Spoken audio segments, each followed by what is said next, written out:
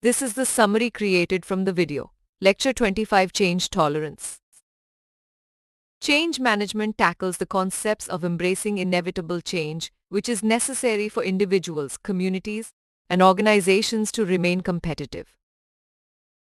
Different types of change require tailored approaches, with perspectives of employees and the organization being crucial for successful change management, especially in preparatory stages of major transformations.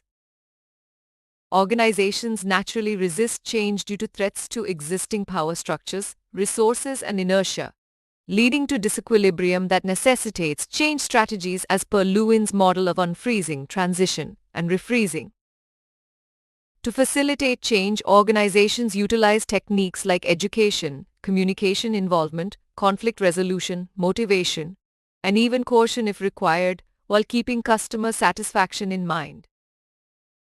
The change management process involves identifying the gap between current and desired states, strategic planning, transparent communication to address resistance, flexible execution, and outcome evaluation to sustain success or reinitiate the process.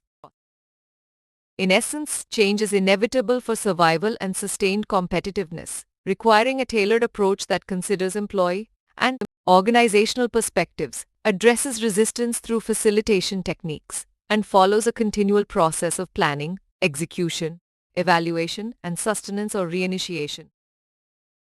Please stay tuned for more summary videos.